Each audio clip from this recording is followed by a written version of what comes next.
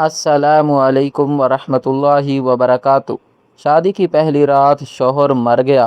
سسرال والوں نے منحوس کہہ کر مجھے مار کر گھر سے نکال دیا۔ میں یتیم تھی، ماموں کے گھر رہتی تھی۔ جب بیوہ ہو کر ماموں کے گھر گئی تو مومانی کوسنے لگی، تبھی چکرا کر گر گئی۔ ڈاکٹر کو بلایا گیا تو اس نے کہا کہ میں حاملہ ہوں۔ یہ سن کر ماموں مومانی غصے سے بھڑک اٹھے، دھکے دے کر گھر سے نکال دیا۔ میں نے دارالامان میں پناہ لی۔ میری خدمت دے کر مجھے دارالامان کی مالکن نے اپنا سیکرٹری رکھ لیا۔ میں نے ایک بچی کو جنم دیا۔ کچھ سال بعد ایک بڑا بزنس مین دارالامان میں فنڈ دینے آیا۔ اسے دیکھ کر پیروں تلے سے زمین نکل گئی۔ وہ شخص تو میرا ماں بابا کو یاد کر کے آج میری آنکھیں مسلسل بھیگ رہی تھی۔ دل کی دھڑکن معمول کی رفتار سے ہٹ کر چل رہی تھی۔ بہت گھبراہٹ ہو رہی تھی۔ اتنا میک اپ کرنے کے باوجود چہرے پر پسینے کے ننھے ننھے قطرے نمودار ہو رہے تھے۔ بیک وقت میں خوش بھی تھی اور غمگین بھی۔ خوش اس لیے کہ آج میں اپنی زندگی کی نئی شروعات اپنے پسندیدہ شخص کے ساتھ کرنے والی تھی، اور اداس اس لیے کیونکہ آج مجھے میرے ماں باپ بڑی شدت سے یاد آ رہے تھے۔ شدت غم سے میرے آنسو بہنے لگے۔ ماں باپ کی یاد نے شدت پکڑ لی تھی۔ وہ دن جس دن ہر لڑکی اپنے ماں باپ کی دعاؤں کے سنگ نئی زندگی کی شروعات کرتی ہے۔ آج میں خالی دامن خالی ہاتھ لیے کھڑی تھی۔ بابا کو تو میں نے دیکھا ہی نہیں ہوا تھا، البتہ اماں میرے ہوش سنبھالتے ہی فوت ہو چکی تھی۔ خاندان میں بہت سے لوگ مجھے منحوس کہا کرتے تھے، کیونکہ جب میں پیدا ہوئی تو میرا باپ مر گیا اور ہوش سنبھالتے ہی ماں یہ دنیا چھوڑ کر چلی گئی۔ چچا اور اس کی بیوی مجھے رکھنا نہیں چاہتے تھے، کیونکہ ان کو جائیداد کا ڈر تھا کہ کہیں میں ان کے گھر رہتے ہوئے ان سے جائیداد نہ مانگ لوں۔ میں نے انہیں لاکھ بار سمجھایا کہ بے شک ساری جائیداد اپنے نام کرا لیں، لیکن مجھے اپنے پاس رکھ لیجئے۔ میں ماں کی موت کے بعد اب کہاں رہوں گی؟ میرا تو آپ لوگوں کے سوا کوئی بھی اس دنیا میں نہیں ہے۔ تبھی وہ کہنے لگے، پہلے بھی تو تم اور تمہاری ماں تمہارے ماموں کے گھر رہتے تھے، اب کیا مسئلہ ہے؟ اب تو تمہارے ماموں پر تمہاری ماں کا بوجھ بھی کم ہو گیا ہے، اب بھی وہیں رہو۔ وہ فطرتاً لالچی لوگ تھے۔ میرے لاکھ سمجھانے پر بھی مجھے اپنے پاس رکھنے کو تیار نہیں تھے۔ میرا دل ٹوٹ کر رہ گیا تھا، اور دادحال والوں سے میں نفرت کرنے لگی تھی، جن کے نزدیک پیسہ ہی سب کچھ تھا۔ خیر سے رخصت ہو کر سسرال آئی۔ سب لوگ کہہ رہے تھے کہ میں بہت خوبصورت لگ رہی ہوں، اور مہندی کے رنگ کا دیکھ کر تو ساری سکھیاں حیران تھیں اور کہتے نہ تھک رہی تھی کہ اس کامیاں تو اس سے بڑا پیار کرتا ہے، تبھی اس کی مہندی کا کلر اتنا پیارا آیا ہے۔ یہ سن کر میں شرمانے لگی۔ تھوڑی دیر کے لیے میں اپنے والدین کو بھول چکی تھی اور سہیلیوں اور سکھوں کے ساتھ گھری بیٹھی تھی۔ گھر میں ہلکی آواز میں گانے چل رہے تھے۔ ایک دو لڑکیاں تو ڈانس بھی کرنے لگی اور کچھ اس گانے کے بول دہرانے لگی۔ میرا دولہا کمرے میں آیا مگر سیدھا آ کر کرسی پر بیٹھ گیا، اور کافی دیر جب اس نے کوئی بات نہیں کی تو میں نے گھونگھٹ کے اونٹ سے دیکھا تو وہ اپنا سینہ مسل رہے تھے۔ ان کے ماتھے پر پسینہ تھا اور آنکھیں باہر کو ابل رہی تھی۔ میں پریشان ہو گئی، شوہر کے پاس گئی، پانی دیا۔ اس نے اشارہ کیا، ڈاکٹر۔ میں لہنگا سنبھالتی ہوئی باہر بھاگی اور سب کو رو کر کہنے لگی کہ ان کی طبیعت خراب ہو گئی ہے۔ سب بھاگے بھاگے آئے، ان کو ڈاکٹر کے پاس لے جایا گیا۔ مجھے سمجھ نہیں آ رہا تھا کہ مجھے اب کیا کرنا چاہیے، اس لیے میں خاموشی سے آنسو بہنے لگی اور سوچنے لگی واقعی ہی میں منحوس ہوں۔ میری وجہ سے میرا شوہر ہسپتال گیا۔ آنسو تھے کہ رکنے کا نام نہیں لے رہے تھے۔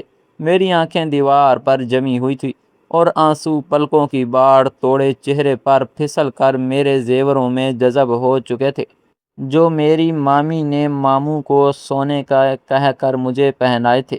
ان سونے کے زیورات کی بھی الگ ہی کہانی تھی۔ دراصل میری دادی اور میری نانی نے میری ماں کو خوب سونا چڑھایا تھا۔ انہوں نے وہ سارا زیور میرے لیے سنبھال کر رکھ لیا تھا۔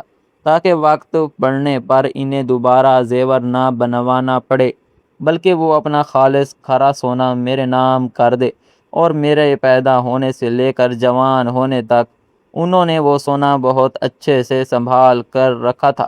اپنی وفات سے پہلے انہوں نے میری مومانی کو درخواست کی کہ میری شادی پر وہ سارا سونا مجھے چڑھائیں، کیونکہ انہوں نے ایک عرصے سے سنبھال کر رکھا تھا، صرف اور صرف اپنی بیٹی کے لیے۔ اسی سونے کی وجہ سے میری مومانی نے میرے ساتھ اچھا سلوک اپنایا ہوا تھا۔ مجھے نہیں معلوم تھا کہ ہو بہو اسی جیسا نقلی زیور بنوا کر انہوں نے مجھے پہنایا ہے، اور اصلی سونا انہوں نے اپنی بیٹی ارم کے لیے چھپا کر رکھ دیا ہے۔ روتے ہوئے میرے ذہن میں خیال آیا، کیوں نہ رب کے حضور سر بسجود ہو جاؤں، کیا پتہ خدا آج کی رات میری سن لے اور مجھے وہ عطا کر دے جس کی خواہش بھی اس نے میرے دل میں ڈالی ہے۔ میں جلدی سے اپنا بھاری لہنگا اٹھاتے ہوئے بیڈ سے اتری۔ چوڑیوں کی چھنکار نے کمرے کی اداسی میں ایک ارتعاش برپا کر دیا تھا، اور پائل کی چھن چھن نے کمرے میں آنے والی لڑکی کو اپنی طرف متوجہ کیا تھا۔ وہ نہ جانے مجھے کون سی اطلاع دینے آئی تھی، لیکن مجھے واش روم میں جاتا دیکھ کر وہ بغیر کوئی اطلاع دیے کمرے سے جا چکی تھی۔ میں بھی اس کو جاتا دیکھ کر جلدی سے وضو کرنے لگی، اور باہر آ کر جائے نماز بچھا لی۔ خدا سے رو رو کر اپنے ہونے والے شوہر کی لمبی زندگی کی دعائیں مانگنے لگی۔ نہ جانے کب روتے روتے جائے نماز پر ہی مجھے نیند آ گئی۔ 2 دن کی تھکی ہوئی تھی، اور جب سے شادی کی تیاریاں شروع ہوئی تھی تب سے گھر کا سارا کام مجھے ہی کرنا پڑتا تھا۔ مامی اور اس کی بیٹی شاپنگ پر چلا جایا کرتے تھے، میں سارا دن کولوں کے بیل کی طرح جلتی رہتی، سارے گھر کو صاف کرتی، کھانا بناتی، کپڑے دھوتی، اور یہاں تک کہ شام کی چائے کا سارا انتظام بھی مجھے کرنا پڑتا تھا۔ مجھے اپنے حق میں بولنے کا بالکل بھی حق حاصل نہ تھا۔ میں تو اللہ میاں کی وہ گائے تھی جو 2 دن بھوکی رہ سکتی تھی، لیکن مومانی سے خود کھانا نہیں مانگ سکتی تھی۔ وہ خود پلیٹ میں کھانا ڈال کر مجھے دیا کرتی تھی، اور اکثر تو ایسا کرتی تھی جو روٹی جل جایا کرتی تھی وہی میرا نصیب بنتی تھی۔ کئی بار ماموں نے مومانی کو ٹوکنے کی کوشش کی، لیکن وہ اپنے اس فعل سے باز نہیں آئی، اور وہی کرتی جو ان کا دل کرتا۔ میں دل میں سوچتی، کبھی تو ایسا وقت آئے گا جب میرا اپنا گھر ہوگا، جہاں میں اپنی مرضی کے مطابق رہوں گی، مجھے کسی اور کا حکم نہیں ماننا پڑے گا۔ اسی خواہش کو دل میں لیے میں مومانی کا ہر وار سہ جایا کرتی تھی۔ ویسے تو وہ بہت زیادہ میرے ساتھ برا نہیں کرتی تھی، لیکن وہ اور ان کی بیٹی دونوں کام چور تھی۔ گھر کا سارا کام مجھ سے کرواتی تھی، اور پھر ماموں کے سامنے معصوم بن کر کہتی تھی کہ یہ تو کوئی کام ہی نہیں کرتی، سارا دن میں موبائل پر لگی رہتی ہے۔ حالانکہ اس کو معلوم بھی ہے کہ میرے گھٹنوں میں درد رہتا ہے۔ یہ میری خدمت کرنے کی بجائے سارا دن کمرے میں پڑی رہتی ہے۔ نہ جانے پورا پورا دن ہی یہ اکیلی کمرے میں رہ کیسے لیتی ہے۔ ایسا بھی نہیں کرتی کہ 2 منٹ بہن کے ساتھ آ کر بات کر لوں، تھوڑا اس سے حال چال پوچھ لوں۔ نہیں، بس ہر وقت کمرے میں ہی پڑی رہتی ہے۔ یہ سن کر میں حیرانی سے مومانی کو دیکھنے لگتی، اور پھر ان کی بڑی بڑی آنکھوں کے اشارے ہی میرے لیے کافی ہوتے۔ ماموں بچے تو نہیں تھے، سب سمجھتے تھے، لیکن بیوی سے ڈرتے تھے، اس لیے خاموش رہتے تھے۔ انہوں نے کبھی بھی میرے لیے آواز نہ اٹھائی تھی۔ وہ بھی کیا کرتے، بیوی کے خاندان والے بہت امیر تھے، اور ماموں پر ان کا بہت رعب تھا۔ ماموں شروع سے ہی مومانی سے ڈرا کرتے تھے۔ وہ جہیز میں خوب سارا پیسہ لائی تھی۔ ان کی تو نوکری بھی مامی کے بھائیوں نے لگوائی تھی۔ وہ ان کے احسانوں کے تلے دبے ہوئے تھے، اس لیے زیادہ روک ٹوک نہیں کرتے تھے، بس خاموشی اختیار کر لی، اور مجھے بھی صبر کرنے کی تلقین کیا کرتے تھے۔ میں کیا کرتی جب میرا سگا ماموں ہی میرا خیال رکھنے کو تیار نہیں تھا؟ تو پھر میں کس سے جا کر فریاد کرتی؟ میں تو شکر ادا کرتی تھی کہ سر چھپانے کو چھت ہے۔ بے شک سارا دن کام کرنا پڑتا ہے، مگر 2 وقت کی روٹی آسانی سے میسر ہے۔ کسی کی محتاج نہیں ہوں، بلکہ ماموں اور مامی بھی مجھ سے خوش ہیں، اور ان کے بچے بھی مجھ سے بہت مانوس تھے۔ سوائے ارم کے وہ بہت ناک چڑھی تھی اور ہر وقت مجھ سے الجھتی رہتی تھی۔ میں جائے نماز پر خوب خرگوش کے مزے لے رہی تھی، کیونکہ میرے دل میں جو غم دفن تھے وہ میں آنسوؤں کے ذریعے باہر نکال چکی تھی۔ میں پرسکون تھی، لیکن دل نیند میں بھی خوف سے ڈرا ہوا تھا کہ اگر آنکھیں کھولیں تو نہ جانے کون سی خبر سننے کو ملے گی۔ اس لیے میں نے کبوتر کی طرح بلی آنے پر آنکھیں مچل لی تھی اور کھولنے سے ڈر رہی تھی۔ تبھی کسی بھاری وجود نے مجھے جھنجھوڑ ڈالا اور کندھوں سے اٹھا کر زبردستی بٹھا دیا۔ میں ہڑبڑا گئی اور خوف محسوس کرنے لگی، جانے کون سی بدروح مجھے اس طرح جگانے آئی تھی۔ سب سے پہلے میرا خیال ہی اسی طرف گیا تھا، مطلب مومانی تک بھی خبر پہنچ گئی تھی، تبھی وہ یہاں آئی تھی۔ چلو ساس کے ساتھ بیٹھی، ورنہ کیا کہیں گے، یتیم بچی تھی، مومانی نے کچھ سکھایا ہی نہیں۔ وہاں عورتیں تمہیں منحوس کہتے ہوئے نہیں تھک رہی کہ پہلے ہی اپنے ماں باپ کو کھا گئی اور اب اپنے شوہر کی جان کی دشمن بنی بیٹھی ہے۔ یہ بات سن کر ایک بار پھر آنسو آنکھوں سے بہنے لگے۔ 2 پل کے لیے تو میں یہ سب کچھ فراموش کر چکی تھی۔ بعد یاد آتے ہی میں نے چہرے پر سنجیدگی طاری کر لی اور آنکھوں کو ہاتھوں کے پوروں سے صاف کرنے لگی۔ مجھے معلوم تھا کہ میں چاہے جیسے بھی تاثرات رکھوں، مامی کو ہر ایک پر اعتراض ہوگا اور میں ہی انہیں غلط لگوں گی۔ وہ میرے اندر غلطیاں نکالتے نہیں تھکیں گی، اس لیے میں چپ ہو گئی اور نظریں نیچے کر لیا۔ وہ کہنے لگی، یہ شرمانے یا دلہنوں کی طرح سجنے سنورنے کے بیٹھنے کا وقت نہیں ہے۔ صرف دولہے کے بہن اور اس کی ماں اور کچھ قریبی عزیز ہی نیچے موجود ہیں۔ مجھے نہیں لگتا کہ انہیں اچھا لگے گا کہ تم اس حلیے میں ابھی تک موجود ہو۔ جلدی سے حلیہ تبدیل کر لو۔ میں انہیں حیرت سے دیکھنے لگی تو وہ کہنے لگی کہ جلدی کرو۔ غصے سے وہ مجھ پر چلا رہی تھی۔ ان کی بہت سی باتوں میں نے انسنی کی اور جلدی سے واش روم میں گھس کر چینج کرنے لگی۔ میرا سارا سامان پہلے ہی پیک تھا اور پتہ نہیں کہاں پڑا تھا۔ پہننے کو جب ان کو کوئی کپڑا نہیں ملا تو دولہے کے رشتہ دار کزن کا کالا سوٹ لے آئیں جو اس نے حال ہی میں لیا تھا۔ وہ بہت سادہ سا سوٹ تھا۔ میں ان کی طرف دیکھنے لگی کیونکہ میری اماں بہت وہمی تھی۔ وہ کالا رنگ مجھے نہیں پہننے دیا کرتی تھی اور وہ اکثر کہا کرتی تھی کہ جو نئی نویلی دلہنیں ہوتی ہیں نہ تو ان کو کالے رنگ کے کپڑے نہیں پہنانے چاہیے اور نہ ہی ان کے جہیز میں کوئی کالی چیز رکھنی چاہیے۔ میں مامی کو حیرت سے دیکھنے لگی تو وہ کہنے لگی کہ کیا دیکھ رہی ہو، جلدی سے پہنو اور باہر آؤ، وقت نہیں ہے ہمارے پاس۔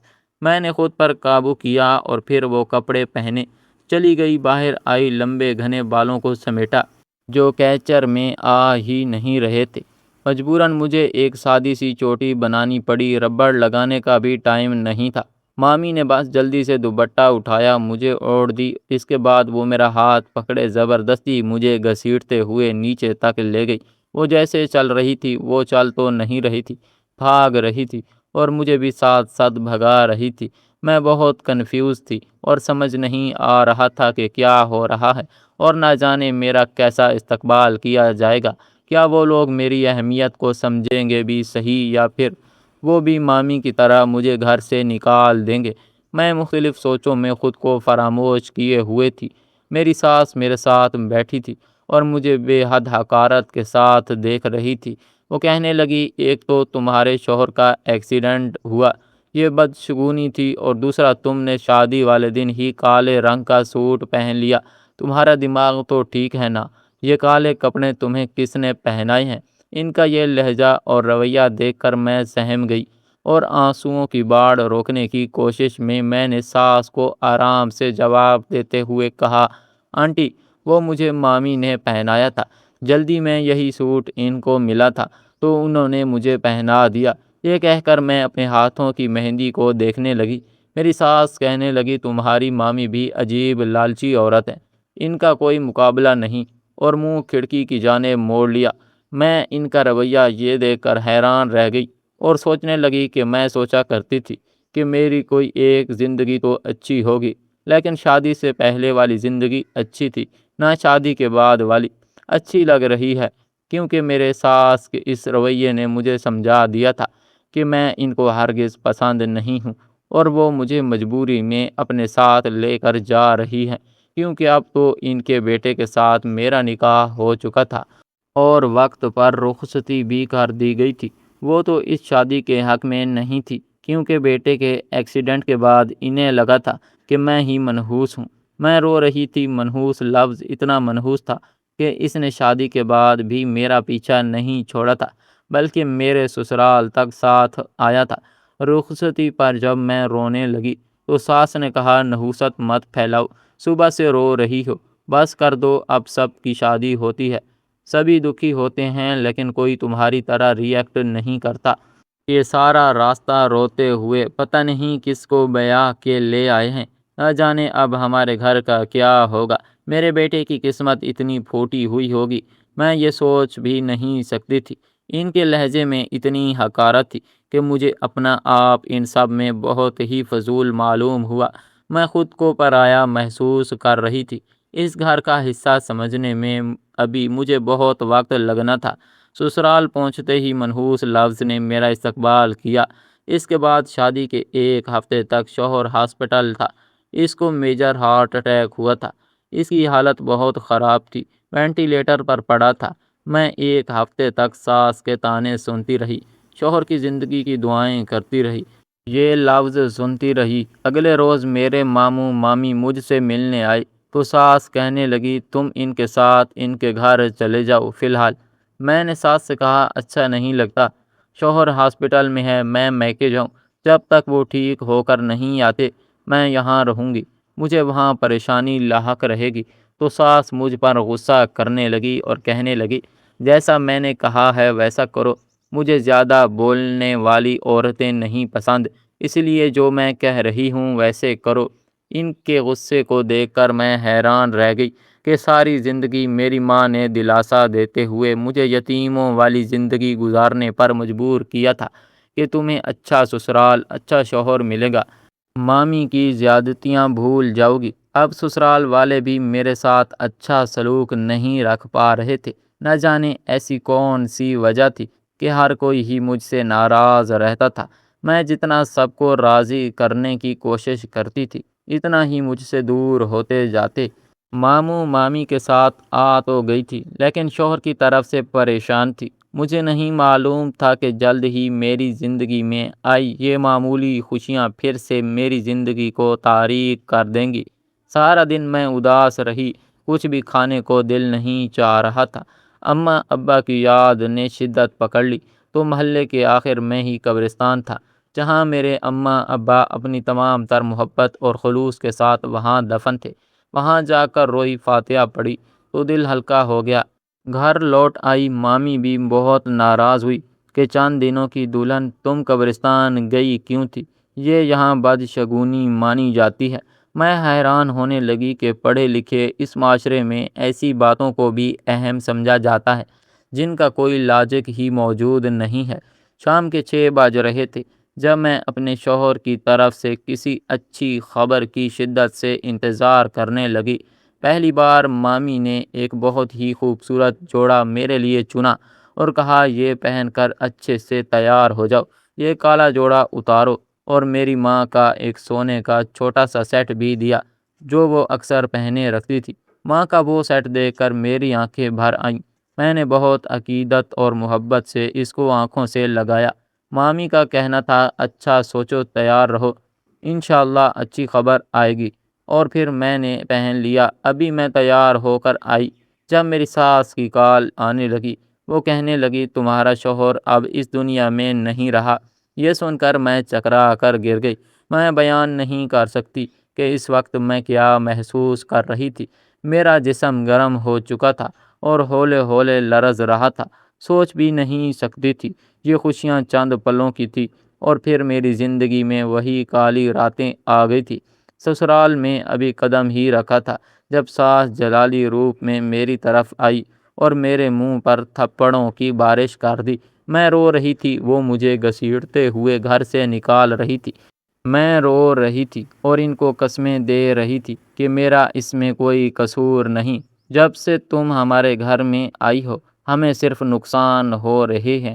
تم نہیں جانتی تمہاری وجہ سے ہم نے کتنا کچھ کھویا ہے۔ نکل جاؤ یہاں سے اور دوبارہ کبھی لوٹ کر نہیں آنا۔ ماموں مامی ساس کا ایسا رویہ دیکھ کر حیران رہ گئے تھے۔ کیا کرتے بیچارے، ایک بار پھر سے پھنس چکے تھے اور پھر مجھے لیے گھر آ گئے۔ میری ساس نے یہ ہرگز نہیں سمجھا تھا کہ نقصان تو ہم دونوں کا ہوا ہے۔ ان کا بیٹا فوت ہوا تو میرا شوہر، ان کے تو 2 اور بیٹے بھی موجود تھے۔ میرا تو اور شوہر نہیں ہے، بلکہ میرا تو اس دنیا میں کوئی بھی نہیں ہے جو میرا خیال رکھ سکے۔ پھر وہ کیسے کہہ سکتی تھی؟ پھر سے وہی ماموں مامی کے گھر کا سٹور اور میں ان کے گھر کے سارے کام باقی رہ گئے تھے۔ مامی کا بھی عقیدہ اس بات پر مضبوط ہو چکا تھا کہ میں ہی منحوس ہوں۔ ایک دن ماموں گھر میں نہیں تھے تو میری طبیعت خراب ہوئی۔ میں الٹیاں کر رہی تھی۔ مامی کے ساتھ ان کی بہن بیٹھی تھی، کودائی تھی۔ اس نے میرے پیٹ پر ہاتھ رکھا، نبض چیک کیا اور کہا یہ تو حاملہ ہے۔ مامی یہ سن کر غصے سے پاگل ہو گئی، مجھے بد کردار کہنے لگی۔ انہوں نے مجھے گھر سے نکال دیا۔ میں سوچ کے رہ گئی تھی کہ اب جاؤں کس طرف۔ انہوں نے تو مجھے کوئی سامان بھی نہیں اٹھانے دیا، یہاں تک کہ میرا موبائل بھی نہیں۔ میں جلدی سے ادھر ادھر دیکھنے لگی کہ کسی نے مجھے دیکھا تو نہیں۔ نیچے گرتے ہوئے کپڑے جھاڑتے ہوئے میں بغیر سوچے سمجھے مین روڈ کی طرف چلنے لگی۔ وہاں سے ایک رکشے والے کو منتیں کی، اس نے مجھے دارالامان چھوڑ دیا۔ جب لوٹی ہوئی دارالامان پہنچی تو وہاں کی انچارج نے میرا بہت ساتھ دیا، مجھے گلے لگایا۔ ساری آبیتی سننے کے بعد اس نے مجھے ایک کمرہ دے دیا۔ میرے ساتھ کوئی بھی عورت رہنے کو تیار نہیں تھی۔ وہ کمرہ چھت کی اوپری منزل پر تھا اور مجھے اکیلی کو وہاں رہنا تھا۔ وہاں کی انچارج بہت ہی شفیق عورت تھی، وہ میرا بہت خیال رکھتی۔ وہاں کی باقی عورتیں مجھ سے خار کھاتی اور مجھے مخاطب کرنا بھی پسند نہیں کرتی تھی۔ دھیرے دھیرے میں انچارج کی چہیتی بن گئی، اس نے مجھے اپنا سیکرٹری رکھ لیا۔ یوں دارالامان میں ہی مجھے ایک جاب مل گئی۔ میں نے BA کر رکھا تھا، اس لیے مجھے یہ نوکری مل چکی تھی۔ اب میں کسی کی محتاج بھی نہیں تھی، کم از کم اپنا خرچہ اٹھا سکتی تھی۔ مجھے وہاں رہتے ہوئے 2 سال ہو چکے تھے جب ایک بہت بڑا بزنس مین دارالامان کو فنڈ دینے کے لیے آیا۔ انچارج موجود نہیں تھا تو مجبوراً مجھے ہی اسے اٹینڈ کرنا پڑا۔ میں آفس میں سر جھکا کر اس کی بات سن رہی تھی جب اس کی آواز مجھے کچھ سونی سونی لگی۔ میں نے آنکھیں اوپر اٹھا کر غور سے دیکھا تو حیران رہ گئی۔ وہ کوئی اور نہیں، میرا اپنا شوہر تھا۔ میں نے اسے حیرت سے دیکھا، 1-2 بار آنکھیں ملائیں۔ وہ بھی مجھے اس طرح دیکھ کر حیران تھا کہ سیکرٹری اس طرح کی حرکتیں کیوں کر رہی ہے۔ میں نے پانی کا گلاس اٹھایا اور اپنی آنکھوں کو اچھے سے دھویا۔ اس کے بعد دوبارہ سے بزنس مین کو دیکھا تو وہ کوئی اور نہیں، میرا اپنا شوہر تھا۔ میں روتے ہوئے کہنے لگی، آپ یہاں، اور اپنا حجاب اتار دیا۔ وہ دیکھ کر حیران رہ گئے، میری آنکھوں سے آنسو روا تھے۔ میں سوچ بھی نہیں سکتی تھی کہ میرے شوہر زندہ ہیں، جبکہ میری ساس نے تو خود کہا تھا کہ وہ مر چکے ہیں۔ کوئی ماں اپنے بیٹے کو مردہ کیسے کہہ سکتی ہے؟ اپنی ساس کی سوچ پر افسوس ہونے لگا۔ میرے شوہر نے مجھے سوچوں میں گم دیکھا تو کہنے لگا، تم یہاں پر کیا کر رہی ہو؟ میری ماں نے تو مجھے کہا تھا کہ تم اپنے کسی یار کے ساتھ بھاگ چکی ہو۔ تم جیسی لڑکیوں کا یہی حال ہوتا ہے، جب ان سے محبت کرنے والے انہیں چھوڑ جاتے تو وہ پھر دارالامان میں پناہ لیتی پھرتی ہیں۔ تمہارا بھی یہی حال ہوا ہے نا؟ مجھے چھوڑ کر تمہیں اچھا صلہ ملا ہے۔ وہ یہ سب الفاظ چبا چبا کر کہہ رہے تھے، غصہ ان کے چہرے سے عیاں تھا۔ ایسا لگتا تھا جیسے وہ مجھ سے شدید نفرت کرتے تھے۔ ان کے الفاظ سن کر تو میں ساکت رہ گئی۔ سوچ بھی نہیں سکتی تھی کہ میرا شوہر میرے بارے میں یہ سوچ رکھتا ہے۔